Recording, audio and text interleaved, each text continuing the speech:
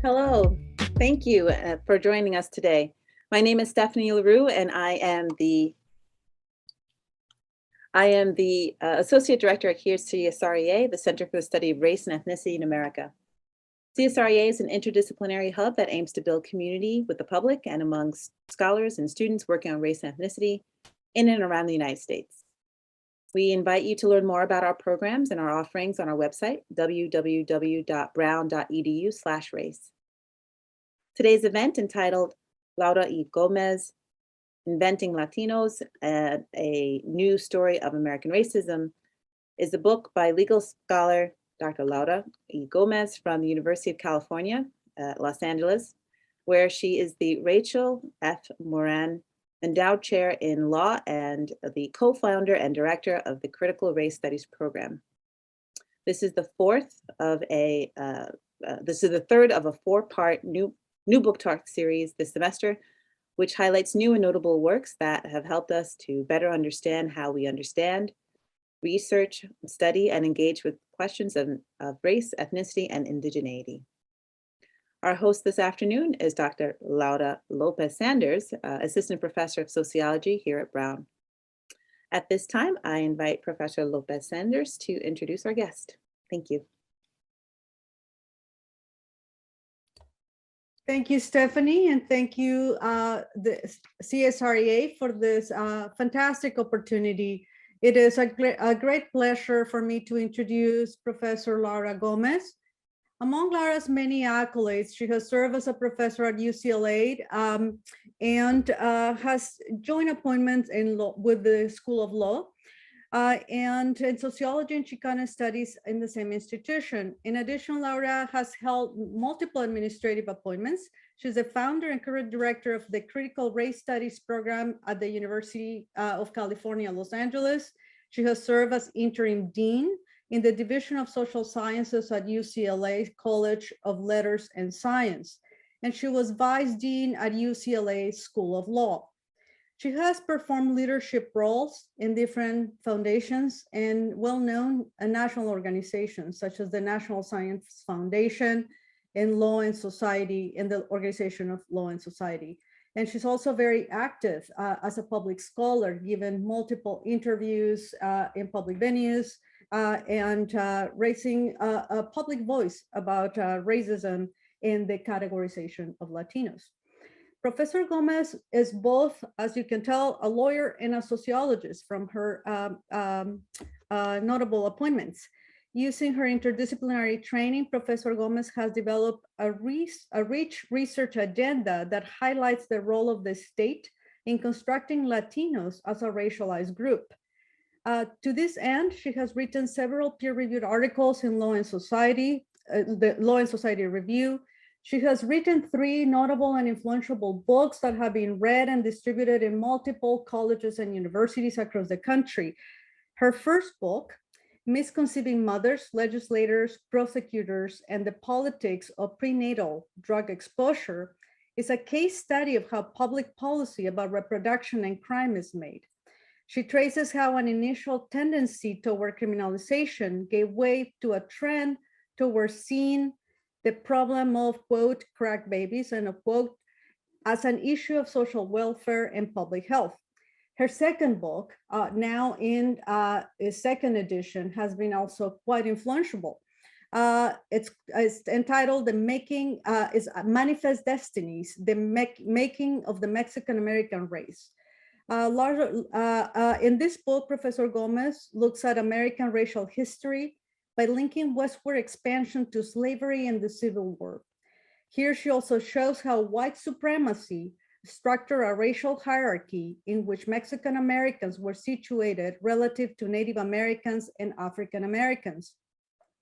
It is very rare that we see this kind of analysis with this multi-group compositional type of lens.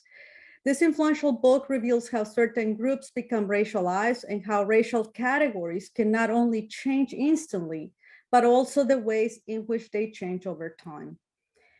on her third book, and the book that she's going to be sharing with us today, she looks at she takes the research that she was conducting in Manifest Destiny to the present era, and still looks at the racialization of Latinos and how moving from ethnicizing Latinos into racializing Latinos becomes important to understand the racial hierarchy and the nature of racism in American society. And I'm really excited that she's here with us today. But before I turn to Professor Gómez, I want to share a quick anecdote with you. As you can tell, Laura or Laura and I share the same name, but we not only share the same name, we both train in a few of the same programs, only a few years apart from one another.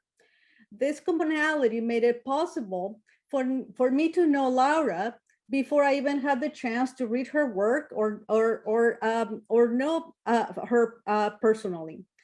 When I was a graduate student at Stanford University, where we both trained, I would often get asked, "Do you know Laura Gómez?" To which I would answer, "No, I don't." And then that would immediately follow, "Oh, you should definitely get to know her. She writes fantastic books." When I was a postdoctoral scholar in health policy research with the Robert Wood Johnson Foundation, where she was a senior fellow before I was there, I would often get the same question: "Have you met Laura Gómez?" And I would respond, "No, unfortunately, I haven't." "Well, you should definitely meet her. She's writing a fantastic book." And that was Manifest Destinies at the time.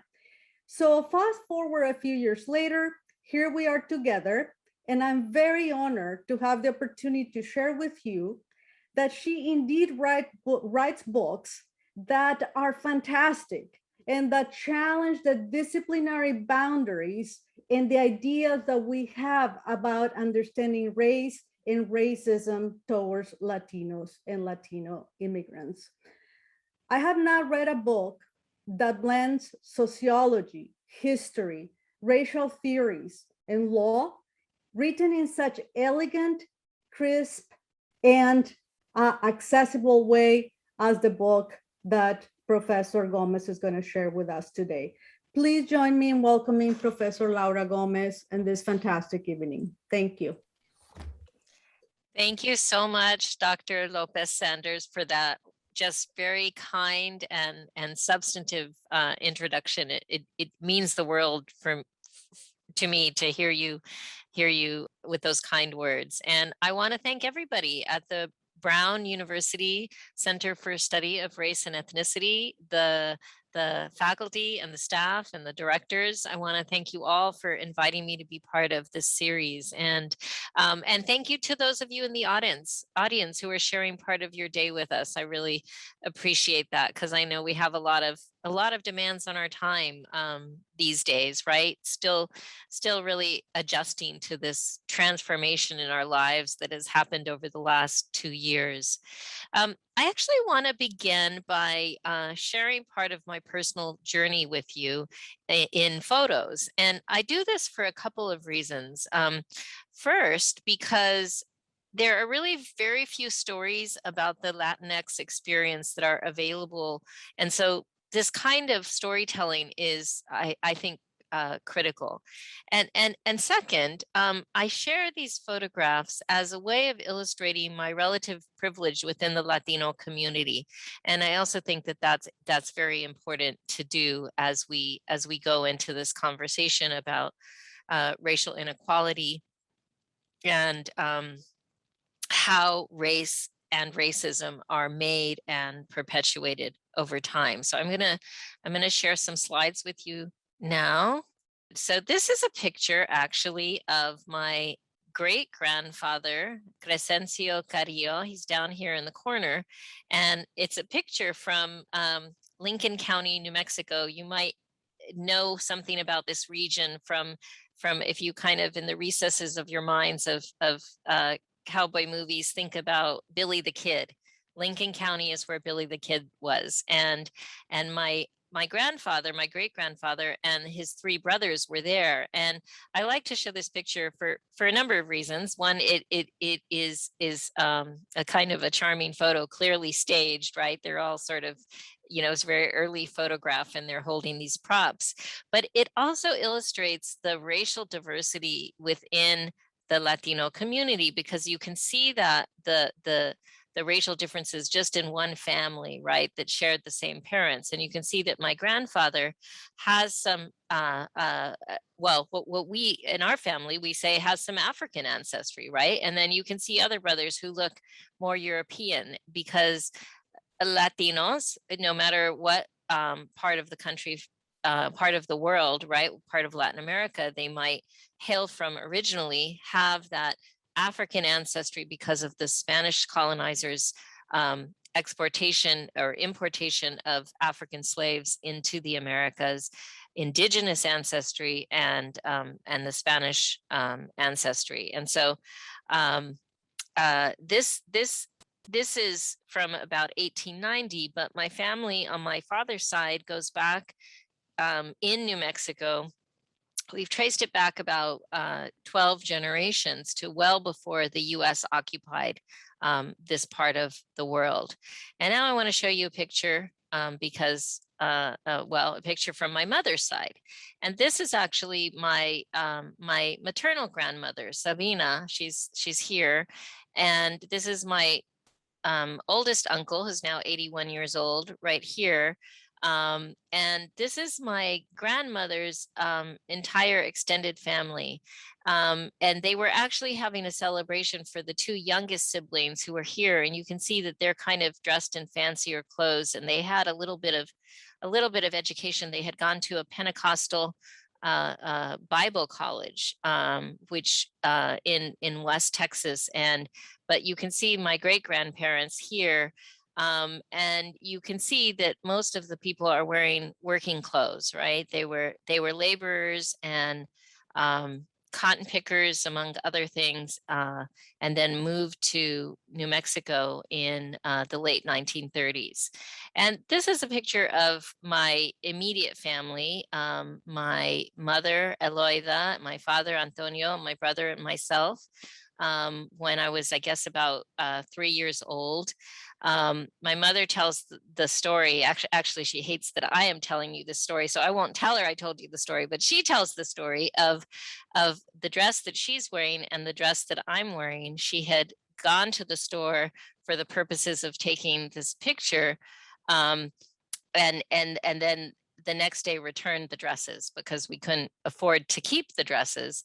But it was a very fancy picture. This is the only such fancy picture that we have of this time. But at the time when I was 2 years old, my father had started college at the University of New Mexico. And so even though we didn't have a lot of money, we had a cultural capital that I benefited from, because my father was earning his college degree at that time, and in fact was himself the founder of the University of New Mexico Mexican American Students Organization in the 1960s. And so that I come out of a community, a very politicized kind of family and community. And so I'm going to be talking to you today about Inventing Latinos, a new story of American racism. My book that is out from, came out in 2020, will be out in paperback next year. And, I want to just kind of say outright that there's always this tension when one is talking about a book. How much how do you talk about an entire book in 40 minutes, right? The typical approach that authors take is that they will just talk about one chapter, but I'm going to have my cake and eat it too by trying to give you a sense, kind of a whirlwind tour of all 4 chapters of the book, because I really want to give you and Dr. Lopez Sanders' introduction was really perfect because I want to give you the sense of the complexity of the Latino community by talking a little bit about each of these 4 chapters. Chapter 1, we are here because you were there. Chapter 2, idealized Mestizahe, anti-Black racism and anti-Indian racism, looking at the intra-racist dynamics among Latinos. Chapter 3, the elusive quest for whiteness, looking at the dynamics of Latinos being a buffer group between Blacks below them and whites above them. And then chapter 4, to count, we must be counted, which is really a story about the history of Latinos and the census. And I'm gonna end that section by talking about the 2020 census and what we are seeing. But let me first begin by just talking about the central project of this book, which is really about the question of how do we understand Latinos within the American racial hierarchy, which we know is such a central part of American history and society today. And I like to start out by saying that we have a certain amount of consensus in this society, not to say that at the fringes there isn't disagree with, on the right-wing fringe, that there isn't contestation of this, but I think we have a fair amount of consensus among those people in the publishing industry who run the media businesses that most of us get our information from, corporations, many in Congress and at the federal level, and even to a certain extent in high schools, we understand the broad outlines of African American history in this country. We know, for example, that the first African slaves were imported into the original US colonies in 1619.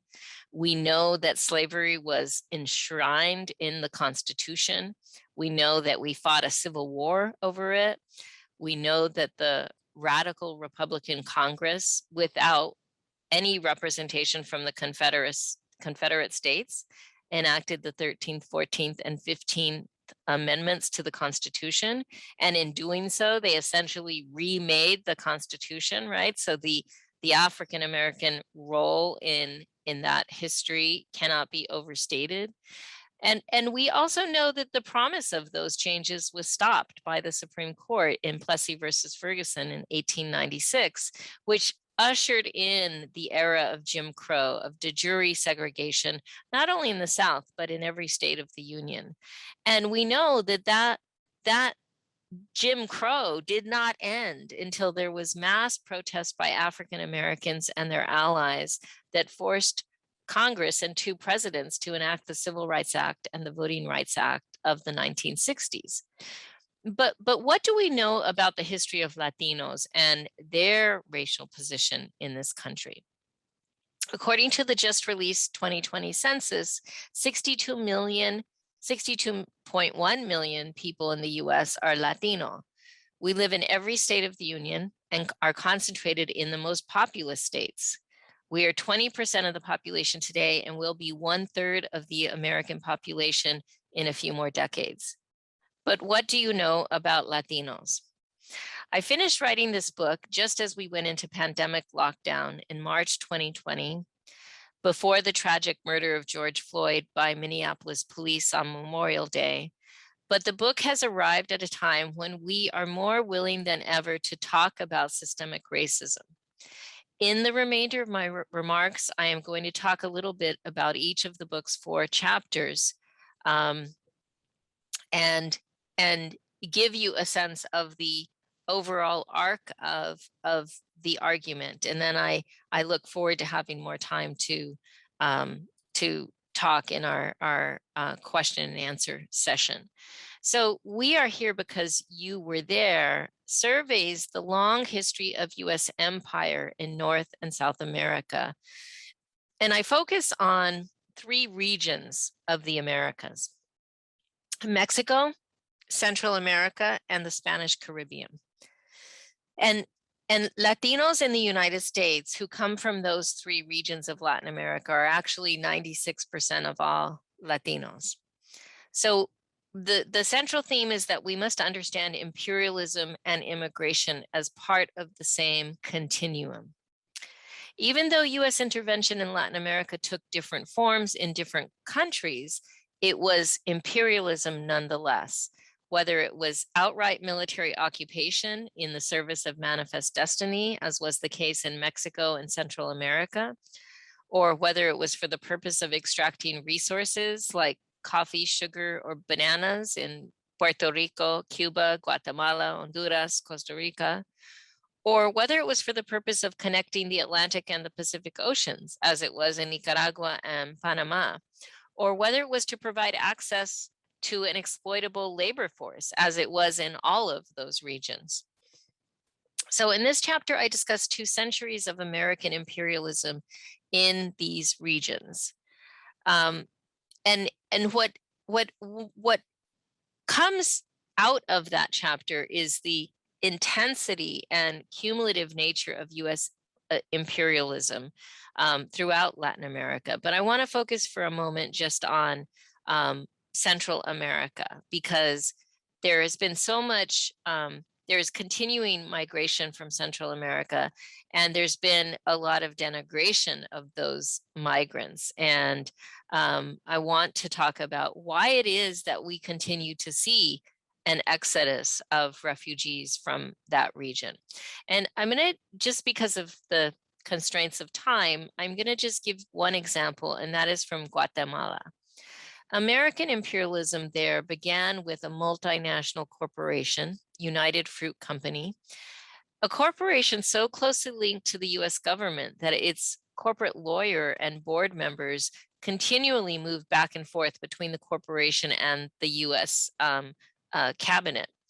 The United Fruit Company entered Guatemala in 1899, buying up massive amounts of the best land for banana plantations. And twice during that early period, the corporation convinced the US government to order the Navy to force the Guatemalan government to put down resistance from leftist anti-UFC political entities. But finally, in the 1940s, the Guatemalan people elected a pro-union, pro-land reform leader, and that is when the US entered and staged a coup. And the US action set off a 35-year civil war and a cycle of state-sponsored violence that persists today and that accounts for this continual exodus of refugees. That violence included the murder of 200,000. Sorry, I'm at the office and my light kind of goes off. Okay, now I can't get it on. It's just going to be ridiculous, but there, we'll get part of it on. There we go. Sorry about that. I was talking about a very serious matter, which is the violence that the US perpetuated by this coup included the murder of 200,000 Guatemalan people, more than 80% of them Maya people.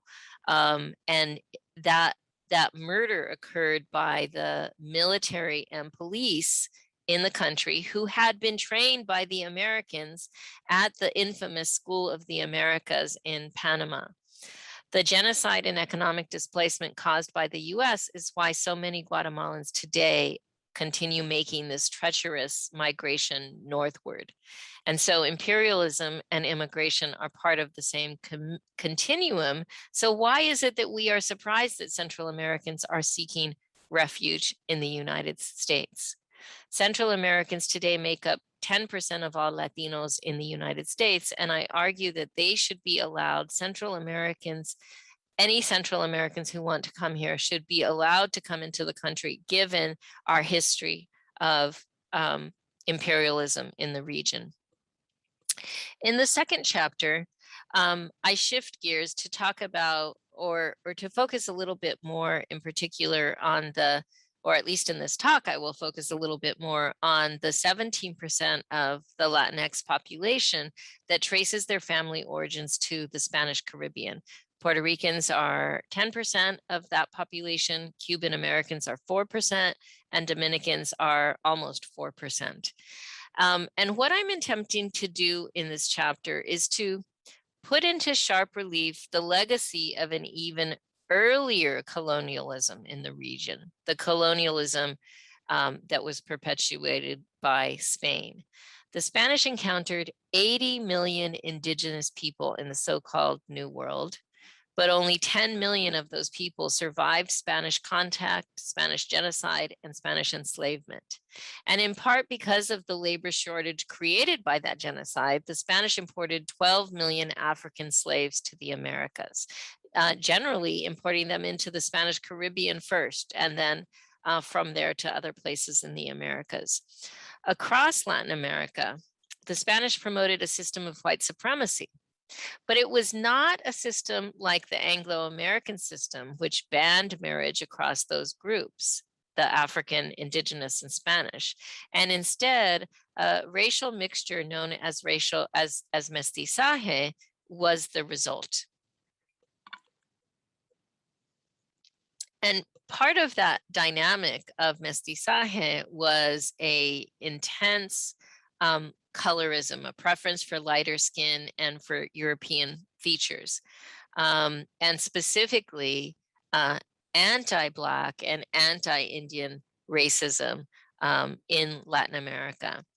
And one effect of that history of racism that predates independence of these Latin American nations is that Caribbean Latinos generally underestimate their African ancestry to a degree that is confusing for others who see them as Black. And for example, more Dominicans than any other Latino subgroup identify as Black, but that's still only about 8% of Dominicans and 6% of Puerto Ricans. Instead, the majority of Puerto Rican and Dominican Latinos in the US choose to identify on the census as other race when asked their race. And I'm going to return to this topic when I pick up chapter 4 and the 2020 census results. The point of chapter 2 is to urge Latinos ourselves to face our own internalized racism. Racism that consistently favors those with lighter skin, those with greater phenotypical and cultural proximity to Spain as the original colonizer. If chapter 2 was about looking inward and looking at that kind of intra-group dynamics of racism among Latinos, in chapter 3, I look outward and look at inter rather than intra-group racism, right? And so, and here I focus on Mexican Americans as the group who have had the longest presence and who are the largest group among the Latinx population, because almost 70% of Latinos are Mexican American, and 80% of Mexican Americans are US citizens, which is much higher than most of the subgroups. Mexican Americans in the early 20th century emerged as a buffer group between whites above them and Blacks below them.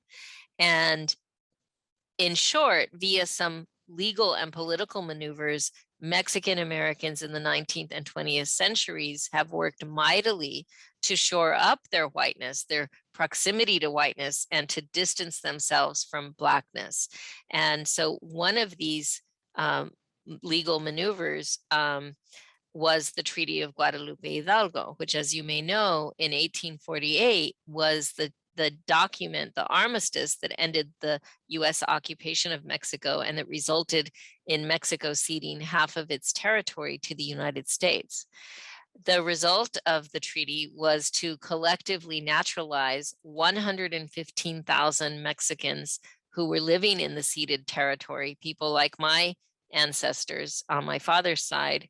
And this happened in 1848 at a time when under congressional law, only white people could become naturalized citizens. So it was a kind of, I refer to it in one of the books that Dr. Lopez Sanders mentioned as a kind of legal whiteness, a kind of shield of whiteness that didn't really pertain to the social reality, but it was a kind of a legal shield. Now, when I say it didn't really pertain to the social, what I mean is that despite that, the fact that they were citizens, many Southwestern states disenfranchised Mexican Americans as either too Black to vote or too Indian to vote. So in a sense, Mexican Americans had to continually relitigate their whiteness. And this was done in a variety of contexts in the law, from immigration to schooling, to joining particular professions and so forth. And what I argue in this case has happened is that over the course of the 20th century, you can really look at Mexican American civil rights organizations making this kind of uneasy stand of saying, we're being discriminated against and we need to have our civil rights paid attention to, but at the same time, not wanting to give up that kind of shield of whiteness. And that's the dynamic that I talk about in this chapter. One of these organizations was LULAC, the League of United Latin American Citizens, which was founded in Corpus Christi, Texas in 1921. And they really made a decision to emphasize their Americanist, to emphasize an assimilationist ideology. And in a lot of times, and the kind of the dynamics that we have to look at, and that I excavate in this chapter, that we have to look at the ways in which there was a real willingness to throw African Americans under the bus, just to say, we're not Black, so don't treat us like Blacks, but not really fighting to in a way that overthrew all of those dynamics that were also definitely disempowering and oppressing African Americans. Now, this begins to break down after World War II, in part because so many Mexican American and also Puerto Rican, but more so because the numbers Mexican Americans were coming back from having served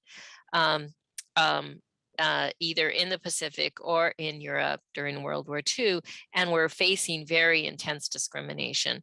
But it really doesn't really totally break down until the 1960s and the 1970s with the Boricua movement and the Chicano movement, both of which drew inspiration from the Black civil rights movement.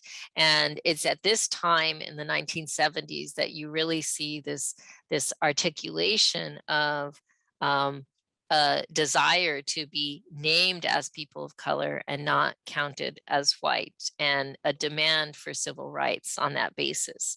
And today we are seeing new trends visible in the 2020 census that I think reflect the coming of the end of Latinos' willingness to continue to struggle for a kind of marginalized or off-white racial status. And so with that, let me turn to chapter 4 on the census.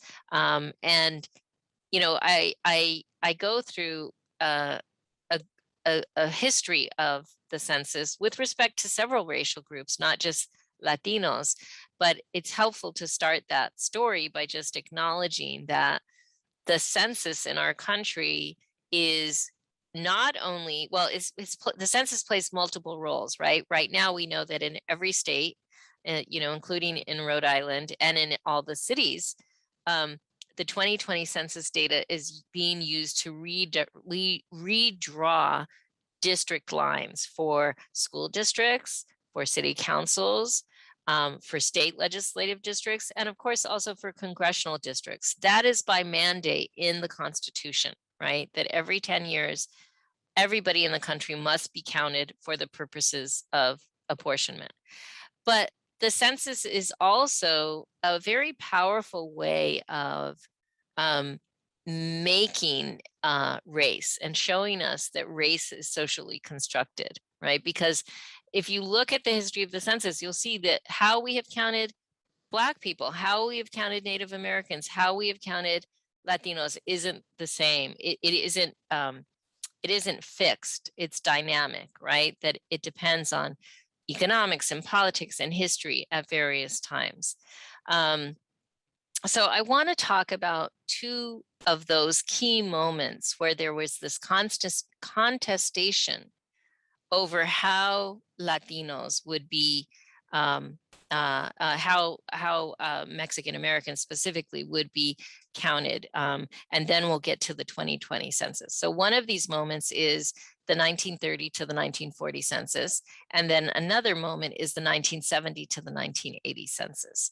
So in 1930, there was a move to include on the race question, an option for census enumerators to a category to put people in, and that category was Mexican.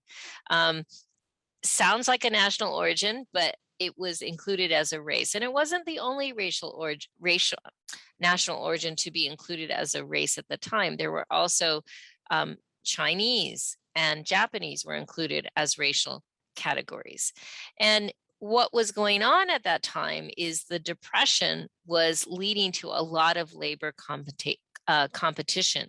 And so the purpose of singling out Mexicans was to allow local officials on the West Coast and in the Southwest, in Texas and California in particular, to use that census data to deport Mexican American citizens to Mexico.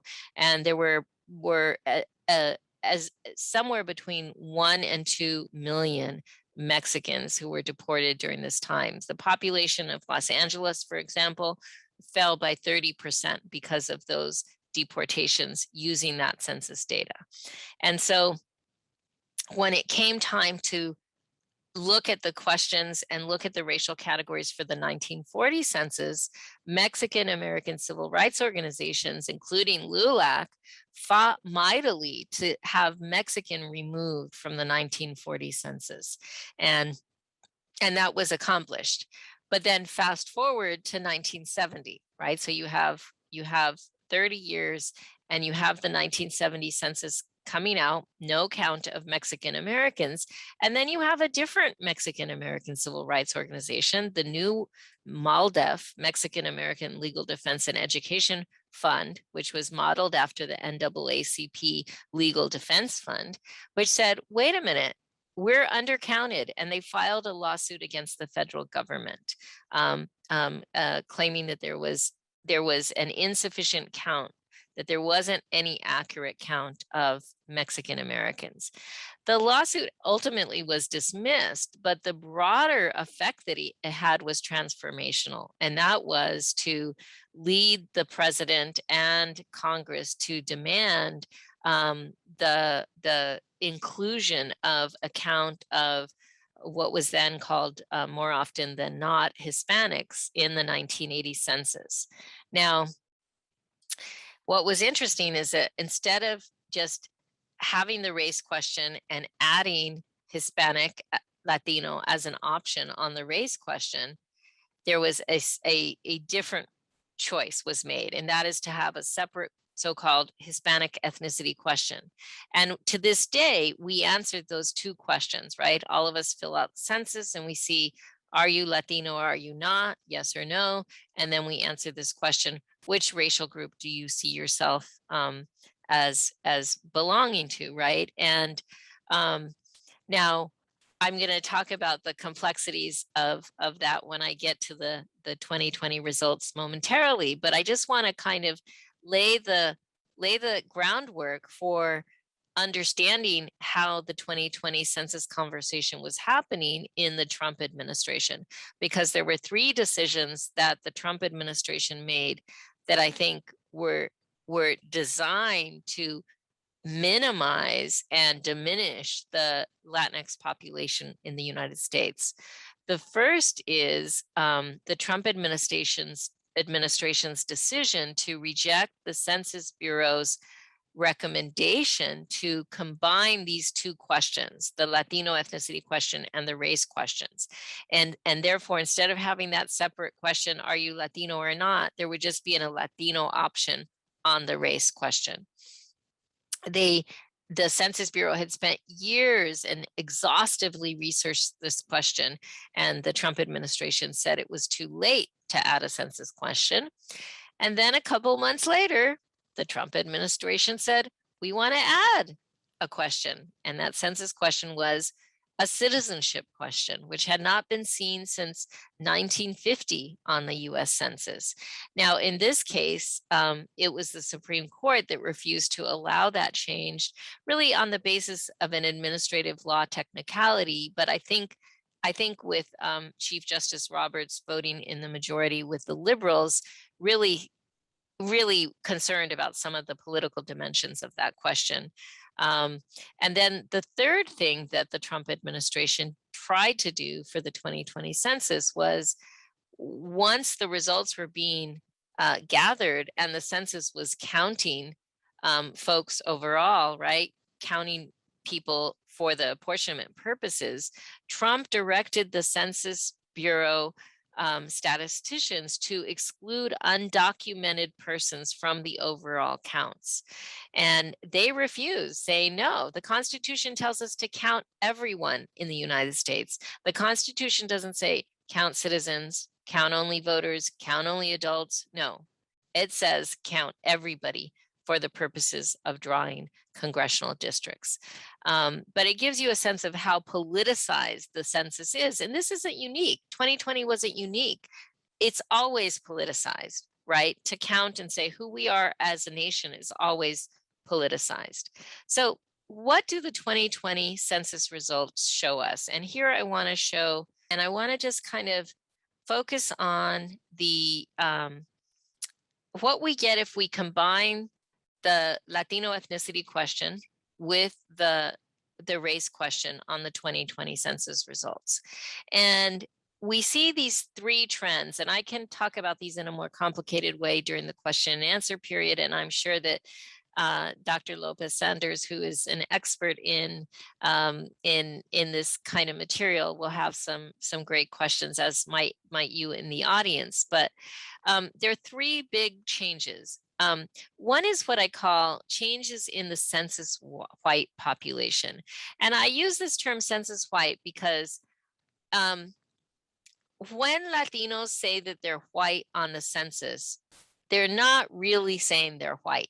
It's kind of like white in quotes, or like I say, census white, because other research shows that even when people say they're white, Latinos say they're white, if you ask them another question like, do other people think you're white? They say no. You know, like 2% of people might say, I think I'm white and people see me as white, right? That's a very small number. But what's shocking is that this number went down by about 17 million people from 2010. So a 53% decrease, down to 20% of the population. And then this is a second major category, which I referenced. I talked about earlier in my remarks about Dominican Latinos, right? And how they prefer other. And Dominicans and Puerto Ricans prefer other race in very high numbers. Mexican Americans at about a rate of 50% prior to the 2020 census. Central Americans about the same. But what we see is an increase from sort of the high 30s, around 38% to 42% from 2010 to 2020. And that's a 42% increase. And then we see this really big increase from 2010 to 2020 in those Latinos who said that they were of two or more races, going from about 3 million Latinos to about 20 million Latinos, which turns out to be a 567% increase. Now, to be sure, this category, two or more races, actually can include Latinos who say that they're white and African American, or white and American Indian or white and other, etc. But those are the dynamics. And so why is it? And here's where I will wrap up and conclude. So why is it that Latinos are saying in 2020, what happened between 2010 and 2020 that gets us to these statistics? I think there are two reasons. One reason we can identify as a push out of whiteness, and that push out of whiteness, even the census whiteness, right, comes from the extreme racism of Trump from the moment of his candidacy at Trump Tower in 2015 throughout his presidency, and the drumbeat of a need for blockading the southern border and a wall and so forth. And we saw this very vividly just before the census data began being collected, when a white nationalist, young man, Patrick Crusius, drove 12 hours from Dallas, Texas to El Paso to stop at a Walmart and to kill a few dozen Mexicans and Mexican Americans because he said on his social media that they were invading the United States. But there was also what I call, so if that was a push out of whiteness, there was also what I call a pull toward people of color. And that is really getting to the 2020 affirmative recognition with the massive social uprising of summer 2020 against police violence and other forms of systemic racism. And in that moment, the 2020 census data shows, I think, Latinos collectively casting their lot with African Americans as people of color, with all that that represents about who we are in this country. And I think I will stop there, and I welcome your questions and the conversation with our moderator. Thank you, Professor Gómez. This was a really enlightening and fantastic description of all the chapters. I continue to be fascinated by the work that you're doing. And I'm going to move to the audience's question in a second, but I'm still intrigued by the closing of your presentation and the drop of the numbers on individuals identifying as Latinos, right?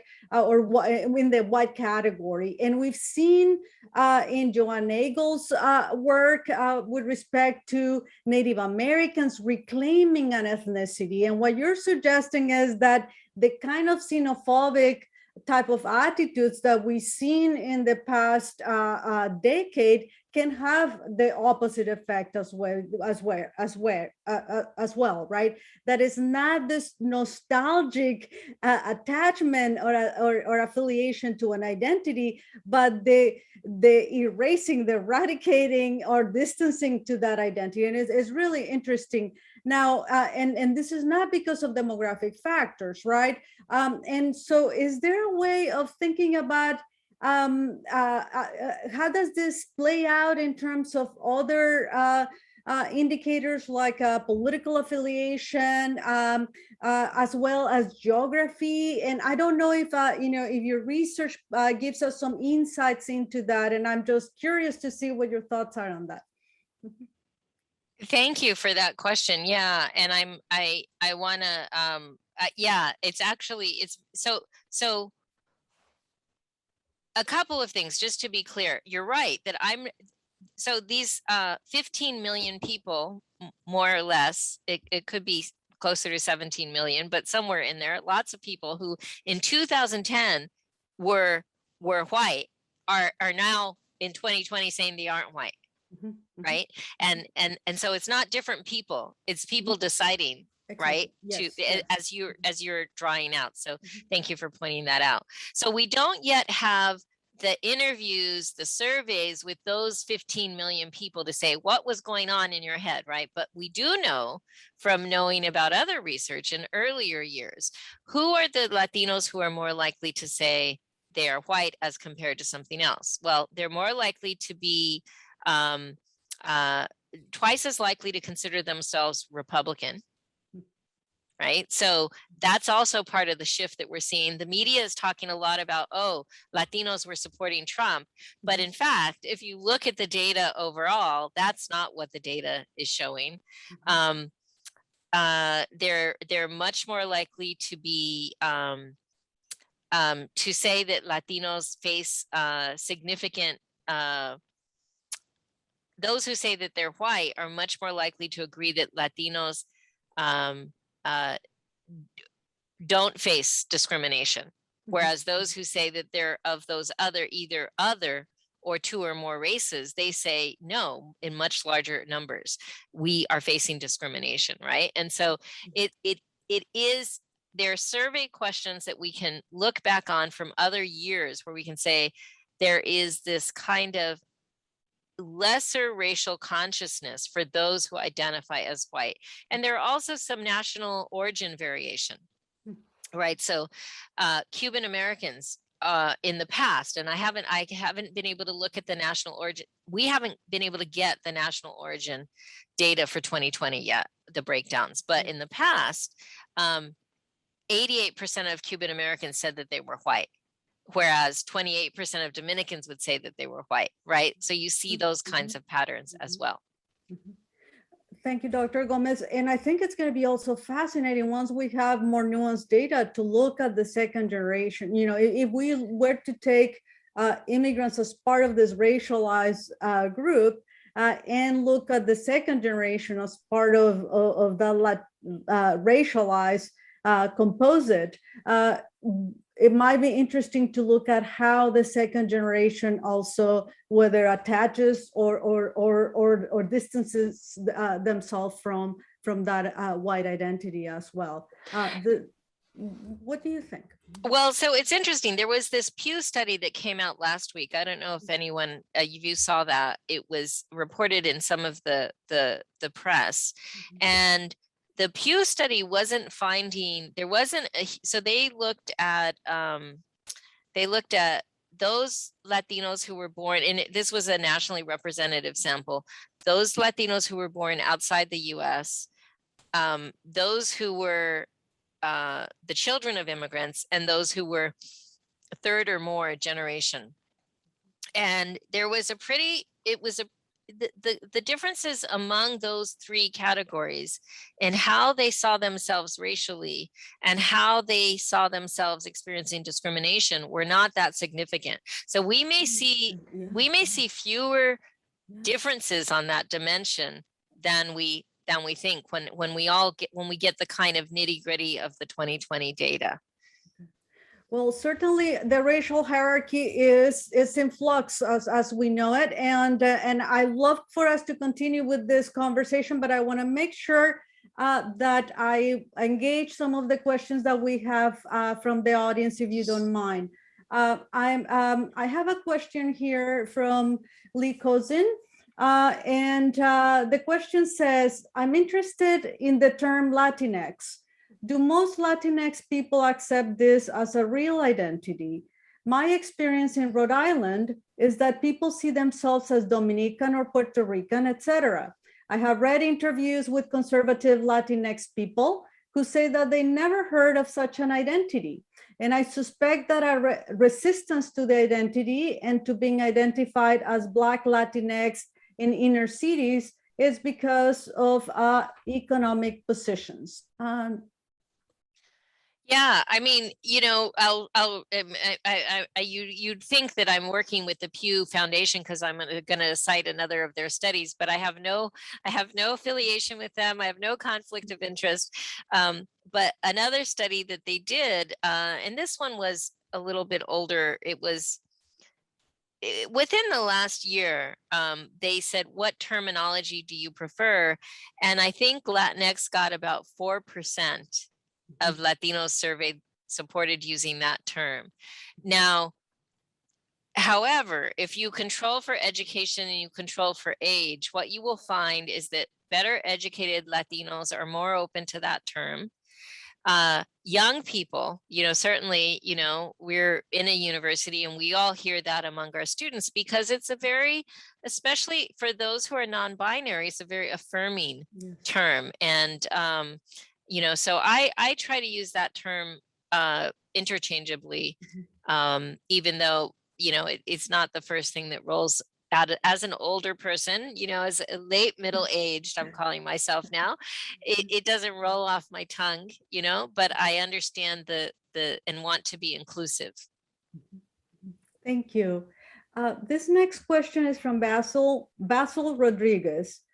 Did educational professionals use census data to inform the segregation of Mexican and Mexican American students in school? What was the relationship of census to segregation? Well, I don't, I talk a lot in the book in that third chapter, The Elusive Quest for Whiteness, about the segregation of Mexican American children, but I don't know that census data was used because, so let me just step back a moment. So African American children were segregated, and in California, Native American children also, and Chinese American children were segregated by statute. So that was de jure segregation. But Mexican American children were segregated via de facto means, or just by practice, right? Not by statute. And this was part of that kind of in between. We're not, quite white, but we're not, Black either, right? And those lawsuits were filed over the course of about 5 decades, starting in the 1930s, to attack that segregation. And in one really important case in 1948, a federal court, so this is 6 years before Brown versus Board of Education, a federal court said, you cannot segregate Mexican American children on the basis of the language, so-called language deficiency that they may have. And that actually led the California governor to repeal the statute segregating Mexican American, segregating Black, Chinese American, and Native American children. So a lot of these, so you just see the interaction, right? Even though Mexican Americans weren't actually being segregated by that statute, when they won their lawsuit, that led the state legislature and the governor, who was Earl Warren, who then a few years later was the Chief Justice of the Supreme Court, who wrote the Brown versus Board of Education decision. So there are some interesting similarities and connections. I will move also to another question on education. While we're on the topic, as this is a question from Julio Galindo. As a doctoral student in education and an immigrant from Mexico, I'm intrigued by how fixated the US is with race. As in Mexico, it is my understanding that the government does not recognize race and instead created against a construct, mestizaje, or a mixture of races. As such, I'm interested in the experience of the Afro-Latino male, and particularly in higher education. Do you know of any mechanisms, programs, ideas, etc., that support these young men? Gracias. Oh, well, I think I don't have any good advice on that particular, unfortunately, on that particular last part of your question, but I will just urge the audience to look at chapter 2, where I talk about the concept of mestizaje in Mexico and how that had influence across the Americas, and how in many ways it was a concept which actually was designed to denigrate and disappear indigenous Mexicans and Afro-Mexicans. And so I would just invite people to look at that chapter. Since I don't see another question, and if you don't mind, Dr. Gómez, I'm going to jump in. And one of the things I found fascinating are your policy recommendations. There are very few books that have the expert that actually, works in the legal environment and also with the mechanisms and the sociology of race. And I'm really curious, or I would love to hear more details on the kinds, your understanding of reparations. You talk in your book about how the racism that Latinos experience when we frame them as an ethnic group rather than as a racial group requires some policy intervention, and that there is room for us as a society, especially from the political arena, and when thinking about a racist and racial and state that racializes. And I'm wondering if you can talk a little bit about, what your policy recommendations are with respect to how we can start moving forward. What are the opportunities that we can garner here? Yeah, thank you for that question. And so I always like to start any conversation about reparations by acknowledging that I support structural reparations for slavery for African Americans. And so if we then sort of having that assumption that we say, okay, if we have reparations for slavery, should we have reparations for Latinos? There's not anything that has that kind of overwhelming historical disadvantage that continues to have a legacy today. There's not an analogous situation. But what I came to in the book was that we should have reparations in the form of more open borders. And because of the history of imperialism. So if slavery is the crucible defining factor of racial inequality for African Americans, what is that crucible of inequality for Latinos? Well, it's US imperialism in the Americas, which after all is not hard to trace. We can see that. We can, just the way that I gave you that example in Guatemala, we can see that in each country. And so I think that what that means is we have to acknowledge that when people are coming here, they're not coming here to get a handout. They're coming here because we created the conditions of violence, the conditions of land dispossession, the conditions of economic marginalization in those countries. And so we should be acknowledging that those people coming from Central America and the Spanish Caribbean and Mexico are coming as refugees to the United States, the way that we did for Cuban Americans and Russian emigres and Vietnamese emigres, because we did those things in those countries. Those countries, obviously, those three that I just mentioned, those are part of the kind of Cold War, anti-communist kind of, agenda. So, but we have done that before. And it's made a huge difference. If you look at the economic viability of the Cuban American population who came as refugees versus the Mexican American population who didn't have those advantages of refugees, it's night and day, right? The economic strength. And so I'm in a sense, I'm saying to repair that relationship, we should be looking to the future and not necessarily to the past, although I support reparations for African Americans for slavery. Along those lines, Dr. Gomez, if Latinos civil rights organizations have not gained the kind of track that organizations such as the NAACP, for example, have gained, where would the pressure come from? I mean, what do you anticipate to be the way in which we can move in a direction in which the rights and recognition of Latinos is actually materializing? Well, I think it has to come with interest convergence, right? So it's the interest of Latinos, but it's the interest of allies who also support,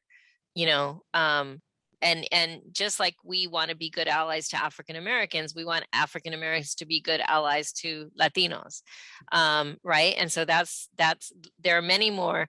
If you look at the national level and you look at, say, Congress, the power of the Black Caucus, the Congressional Black Caucus, is much greater than the power of the Hispanic Caucus. And so we need those allies. The other place where I think it's going to come is, and we're beginning to see that in this post-pandemic labor market, is we have a labor shortage in this country. And we always knew that was coming, right? Because of the aging of the white population, but we're really seeing it play out right now. And we're seeing what these years of immigration harsh immigration enforcement, not just under Trump, but also under Obama. Absolutely. And we're seeing that reflected today in the labor shortage that we're having. So there might be ways to have an interest convergence with those employers who also see that we need to move in this direction toward an expansion of legal immigration. And what is your sense with ground level organizations, civil society organizations? Because we had moments, right, in 2006 with the marches that really shown that it was the right momentum, and then we see this sort of silence. And do you think that we can reinvigorate that movement at the ground level as well? I think it's interesting, and what I would suggest is that we need to bring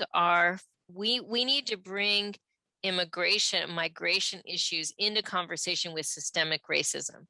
Right. And we need to capture kind of that mobilization that we are having. Those are not two separate conversations, racial equity and immigration justice. No, those conversations need to be combined. And oftentimes I think there's a resistance to combining them on both sides. But that's what I think we need to do precisely to build that momentum, because it's not going to come from Congress on its own. No, we have to do it. Yeah. So, I apologize. I will shift for a second to our audience's questions here. We're back with a question from Basil Rodriguez, who asked, who were the supporters of LULAC and other organizations which argue for the Mexican community to be designated as white? Was there any pushback from Mexicans who did not identify as white? Well, there was really a class gulf, right? And a similar dynamic happened with the NAACP, actually, where there was a real privileging of light-skinned Blacks, right? So it's not as if there has never been this, but the higher, even though it was a small middle class, the Mexican American middle class was more privileged, lighter skinned, had some education, right? And those were the people who were making the decisions, even though, it was a pretty luxury. And I'm talking about the period of 1920 to like 1960. That's a period of time that we're talking about. But going back to the earliest 20th century, you find the NAACP engaging in practices like if you were too dark, if you were a Black who was too dark, you weren't invited to be in the leadership.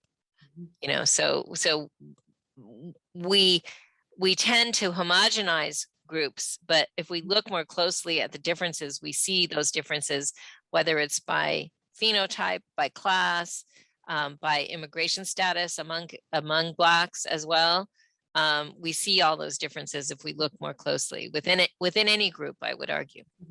Which emphasizes your point about, why is it so important that we pay attention to how is it that the structure, that the hierarchy that exists in a society actually places people in a point where they have to choose, right? When they can, in some cases. So I have a question here from Yamil Baez. Hello, thank you so much for your book. Just order it. Wonderful, do that. And for the talk as well. I'm Dominican American Spanish teacher and wonder what you can share about the role of the Spanish language in Latinx identity. Gracias. Beautiful question. Thank you, Yamil. Thank you. Yeah. Thank you for the question. So one of the things that I argue is, so if we should understand language, both either Spanish speakers or bilingual speakers or speaking with an accent, we should understand all of that under the rubric of language as one of the ways that Latinos are racialized as non-white. So even somebody who might phenotypically be lighter skinned, if they speak only Spanish, or if they speak an indigenous language first and Spanish as a second language, they're going to face discrimination on that basis, right? And so so language is very important. And you know, you can see that it's very important to the right wing as well, right? Because you have this history of the English only movement over the past 50 years or so. In particular, you know, you can't speak English and you can't speak Spanish in this setting or that setting or at work, as a way to really assert a kind of racial domination and white supremacy. Well, since I don't see another question, I'm going to jump in again. And one of the issues that I don't see highlighted as much in the book, Dr. Gómez, and it's not because it's not there, maybe I missed it, is discussion of undocumented, documented versus documented and what it means. We know that is not a dichotomous way of racializing Latinos, that is much more complicated. But I'm wondering where your research took you as you in terms of how do we understand this new way of drawing boundaries about belonging, and also for Latinos to confront racism and to really try to either distancing themselves from the Latino panethnic category, from the national category, or just redrawing boundaries in a very different direction. I'm just very curious to hear what your thoughts are on that. Yeah, and you know, it is true that I don't, you know, and this is one of the things that I think obviously in people who work on immigration law and policy are very focused on the citizen, non-citizen boundary, right? And non-citizen, of course, can include a lot of people who are in the process of becoming citizens, people who are undocumented, people who have green cards, you know, but I am interested at the aggregate level, at the macro level, and just focusing on that racialization, which I think is pretty much when people have shouted at me in California, go back to your country, which kind of ironic given who I told you how far my, you know, where my people come from, but they don't stop to ask me if I'm documented or not. They don't stop to ask me. They just see me and they're just hostile and they're just, you know, it's just a kind of expression of hatred. So I think that the other thing to keep in mind is that 17 million people live in mixed status families. Absolutely. And that means, and it's typically one of the parents, right? So children are US citizens, one parent is a US citizen, one parent is undocumented. And so for those families and those neighborhoods where those families live, it's not like people are asking for their IDs. It's like their lived reality is yes, it's made worse by having someone undocumented in their family, but there's not like undocumented people over here and documented people over there, right? So the experience and the communities and the experience of racial oppression are shared and across that dimension. So you know, I think what's fascinating is like my son's father, biological father, who is not my partner, but my son's biological father is an undocumented Mexican person, right? So there's also that kind of mix, right? That you have these US citizens who have maybe one parent who is undocumented and one parent who isn't, and that shapes their reality, but it doesn't determine it. I'm trying to recall, you make a really elegant distinction between the assigned perception and then the self-perception. Yes. Which is one of the theoretical gems of the book. Did you mind talking to us a little bit about that, please? Assignment and assertion, right? So a lot of us think, okay, and you know, there's this new movie that just came out this week called Passing, right? Gotta put it in my list Netflix. here. I know it's and it's in the African American context and looking historically. I think the book is set maybe in 1920s or so. It's one thing to be able to say, I am deciding what my race is and I'm filling out the census, right? And I'm going to say that I'm white, or I'm other, or I'm two or more races, right? That's assertion, right? But it's another thing to say, how do other people see me?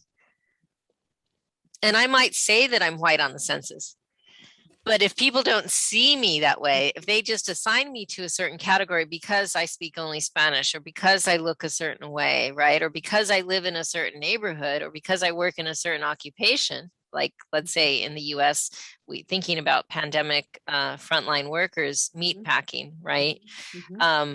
And the overwhelmingly those working in the meat packing industry under these terrible conditions are migrants, first generation immigrants, Latinos. And so you could be a citizen and you could have more cultural capital, but if you're working at a meatpacking plant, you're going to be assumed to be, you know, a migrant, and you're going to be categorized in a particular way, whether or not you assert, right, that your race is white.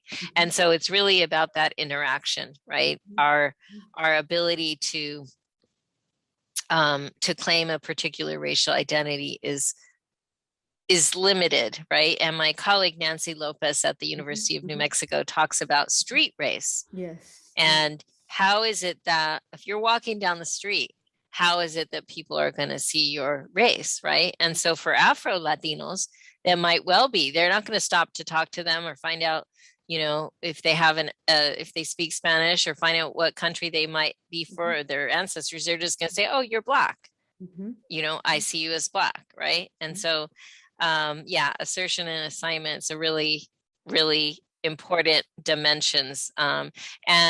And it's at play for other groups too. One of the stories that I talk about in the book is in 1970, when the census went from third-party enumerators, right? So somebody would be hired to go knock on your door and say, okay, who's in this house? And they wouldn't ask people what the race is. They would just categorize them.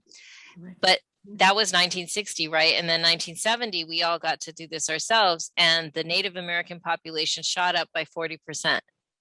And what the dynamic that people think happened is that, you know, mixed race, majority white, but some Native American folks were now able to say, even though somebody wouldn't have put them into the Native American category in 1960, in 1970, they were able to say, oh, I'm Native American, right? And so this happens, you know, this is an ongoing dynamic across racial groups. I love the way you sort of encapsulated that complexity and the tension between how we define ourselves and how others define it, and the sort of macro level type of mechanisms that are at play there, such as the census enumerators, right, as part of an arm of the state. Can I just, Laura, Absolutely. can I just Yeah. kind of comment on one more thing? So I referred earlier to the study that came out last week from Pew, and they did a real interesting thing, which is they had 4 different ways of, in the survey, assessing your race. And one of them was the street race question. How do other people see you if you're walking down the street, right? And then they had a census type question, which is the census race category. And this is just a survey of Latinos, right? And then they had a third one, just like open-ended option, just tell us what your race is, right? And then the fourth one, they actually showed people this picture, and it was a picture of 10 different hands, just a hands. It was a male hand because it was wearing kind of a shirt, white shirt, and the hands were different colors, different shades. And they said, pick what your shade is, right? And what was striking to me about that is that if they counted up all those different measures, right, the 4 different measures, and they said anyone in that survey, it was about 4,000 people, nationally representative by national origin, by nativity, by age, and they said when they looked at all 4 of them together, only 5% of those surveyed said they were white or light-skinned across all of those. Right? So there's this cognitive dissonance, Yes. or this kind of sense of Latinos working through what the racial, where we fit in this country and where we fit in this dynamic racial, history and racial order. And I think that's what we see happening in the 2020 census. I think we see this movement, this dynamic situation because of everything that's been happening in this country over the course of the summer 2020 protest and the mobilization of the language of systemic racism, but also because of what was happening with the far right and with the demonization of Latinos and and like I said, going back to El Paso and the slaughter, the massacre of these Latinos who were just out shopping on a Sunday morning. It reminds me also of Tomas Jimenez's work on replenishment, right? And I'm wondering if you think that that closeness that we have with the Mexico-U.S. shared border and the inflow of migrants and Mexican immigrants and Central Americans as well, if that actually would ever make our identity as Latinos a choice in the symbolic way that we have seen it with whites, or replenishment is going to maintain that tension that we are always struggling in finding, where we fit. Yeah, there is that kind of tension, in particular in the fields that we are coming from, sociology, right? Where you have the one school of thought that said, oh, Latinos are going to just be like the white European immigrants. Eventually they will just meld into whiteness, right? They're just ethnics, right? And then you had another school of thought that said, no, Puerto Ricans and Mexican Americans are really much more like Blacks. And they're going to have a racial story. And I think there's been some important work over the last 10 years or so that tilts in the direction of that racial story. But one point of complexity in that is that if you ask people, and I'm sorry, I'm not going to remember the scholar's name. It's like kind of on the tip of my tongue, but it's not there. But she did this wonderful study of Mexican American women in Texas. And she had a sample in Dallas and a sample in the Rio Grande Valley right along the border. And when she asked them that census question on race, the ones who were living on the border, who were more likely to have been recent immigrants, were the more likely to say they were white. And it was a way of them saying, I am different from those immigrants, or from those people who are trying to cross, or from those people over on that side of the border, right? And you find a similar dynamic if you look at research on Dominicans, and you look at Dominicans in New York and New Jersey compared to Dominicans in Florida. And Dominicans in Florida are more likely to say that they're other, as opposed to Black, where Dominicans in New York and New Jersey are more likely to say that they're Black. And there's this kind of way in which part of what I think is going on is that proximity to the former Confederacy, Texas and Florida, to a more hostile, a more racist environment actually leads you to want to identify as white, or identify as other in the case of the Dominicans, right? But so this is a little different than the dynamics with African Americans, where we just don't see that kind of vacillation, right? And so there's things being worked out. It's a very dynamic situation, and more, I think we're going to find out some really interesting things when we're able to look at the census data, by national origin group and Okay. by class and education and nativity. Mhm. And we look at all these things, and I'm already seeing some of it. I'm starting to look at it because you can get the data by state. And so I had my research assistant pull the Puerto Rico data, and there was an 80% decrease in Puerto Ricans who said they were white on the island. Puerto Ricans who said they were white in 2020 compared to 2010. Oh, this is So there's a lot fascinating. going on. Yes, you know? this is fascinating. There's so much room for thesis here, everybody. Students that are Yes. listening, there's so much work to be done with this data. So pay attention. I know that we're about to wrap up, but I want to make sure that I acknowledge a couple more questions from the audience here. Basil Rodriguez, again, how did people justify the repatriation of American citizens of Latinx descent? How did people justify their repatriation? Well, now there's another place where there could really be grounds for reparations. And I have a former student, Marla Ramirez, who is now at the University of Wisconsin, I believe. And she is documenting the ways in which those people who were American citizens of Mexican origin who were repatriated in the 1930s, and then their descendants in Mexico, and sometimes their descendants as undocumented people now back in the United States.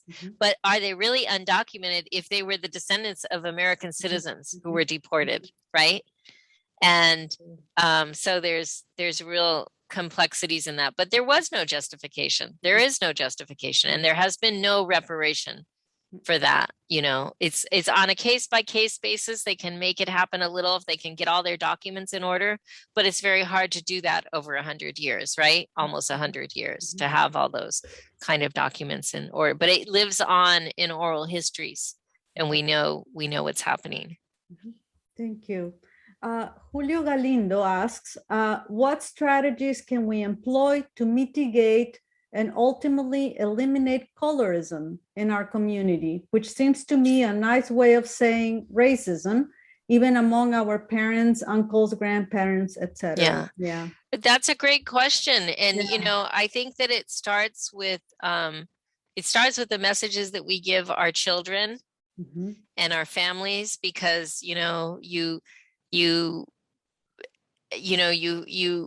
send those messages very early on of are you proud to be brown skinned? Are you going to say, don't go out without a hat on? Or are you going to just kind of, what are the cues that you're sending? And it's an ongoing process, but I think that's where the conversation starts. I think also having the kind of focus on the predicament and discrimination against Afro-Latinos right now that we have going on especially in popular culture is really important. I'd like to bring that as well to the discrimination that indigenous Latinos face, which is sometimes it is captured by phenotype, but it's also a little broader than that, right? And so we need to talk more about that, but it's still very much the case that if we turn on a Spanish language show, dramatic or news, if we turn on a mainstream English language show that purports to be about Latinos, we're going to see a certain type of person, more look like you and I, right, than Afro-Latinos or very dark-skinned indigenous Latinos. And so it's a constant kind of, I think, a constant vigilance of trying to be aware of that and trying to correct for that. It's an ongoing process. I absolutely agree with you. And, step in, challenge, and some of us know what the experience, and kindly talk to people about the detrimental effect of stereotypes and this kind of perpetuation of colorism within the community. But thank you for that question. Thank you all for your question. It Yes, looks, thank you. Dr. Gomez, that unfortunately we're probably about to be wrapping up, but I do want to ask if there's a last word on this. This is an incredible book, and as I mentioned earlier, it's gonna be in my list of assigned books very soon. I want to encourage everybody to pick up a copy, and you're gonna find an untold story and from a legal, historical, sociological, critical race theory perspective of how Latinos are doing in America. So I encourage you to get a copy of this. But turning to Dr. Gomez, any last word on this fantastic work, on your experience, on what do you invite us to be thinking about as we move forward, politically, economically, and socially to understand race in Thank you America? for that. I really appreciate it. And thank you for moderating and just having this conversation. But I guess what I would say is a lot remains to be understood and studied about the COVID race disparities. And so, for example, 70% of those who've died of COVID in California are Latino. Mm-hmm. That's twice the overall population of Latinos in the state, 70%.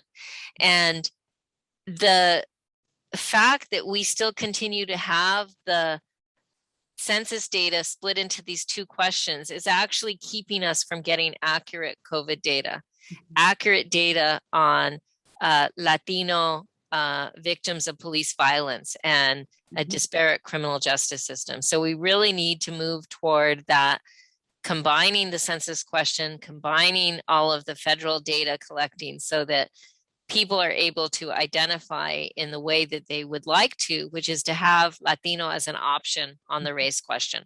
And that's really what we all need to move for. And we need to do it before 2030 because that's too long to wait, because we need to be able to see what these health disparities are and what these inequalities are in order to be able to effectively address them and effectively build coalitions with each other to do the policy work. Thank you very much.